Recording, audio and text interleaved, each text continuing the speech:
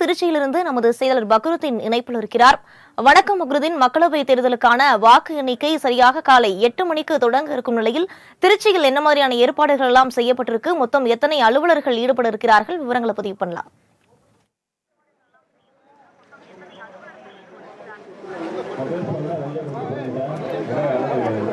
அதாவது நடந்து முடிந்த நாடாளுமன்ற தேர்தலின் வாக்கு எண்ணிக்கை நாளாக இன்று இருக்கிறது. மக்கள் தீர்ப்பு நாளாக இருக்கக்கூடிய இன்று அதாவது இந்த வாக்கு எண்ணிக்கை இன்னும் சிறிது நேரத்தில், அதாவது 8 மணிக்கு திருச்சி ஜமால் முகமது கல்லூரியில் இருக்கின்றது. திருச்சி நாடாளுமன்ற தொகுதியை பொறுத்தவரை திருச்சி கிழக்கு, மேற்கு, திருவெரும்பூர், ஸ்ரீரங்கம், புதுக்கோட்டை, கந்தரக்கோட்டை உள்ளிட்ட 6 தொகுதியை உள்ளடக்கிய தொகுதியாக இருக்கிறது.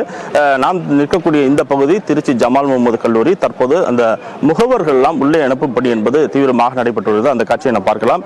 திருச்சி ஜமால் முகமது கல்லூரியை பொறுத்தவரை, அதாவது திருச்சி நாடாளுமன்ற தொகுதி உட்பட 6 சட்டமன்ற தொகுதிகள் பதிவான வாக்குகள் இங்கு வைக்கப்பட்டிருக்கு. குறிப்பா 15.53 லட்சம் வாக்காளர்கள் இந்த நாடாளுமன்ற தொகுதி இருந்த நிலையில தான் அந்த ஏப்ரல் 19ஆம் தேதி 67.52% வாக்கு பதிவானது.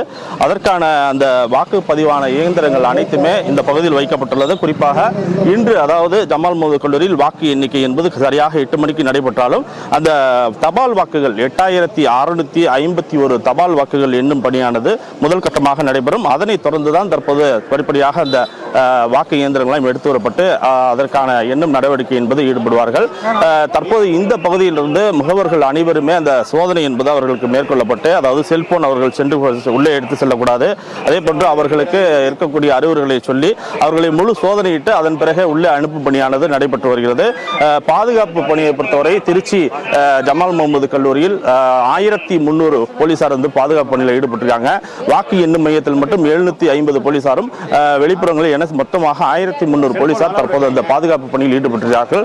தொடர்ந்து 8 மணிக்கு தபால் ஓட்டுகளை தொடர்ந்து அடுத்த இயந்திரங்கள், வாக்கு இயந்திரங்களும் எடுத்து வரப்பட்டு அதுவும் நிலைமை என்பது இன்னும் சிறிது நேரத்தில் துவங்கியிருக்கு. சரியாக 8 மணிக்கு தபால் வாக்குகள் எண்ணப்பட இருக்கிறது. வனிதா.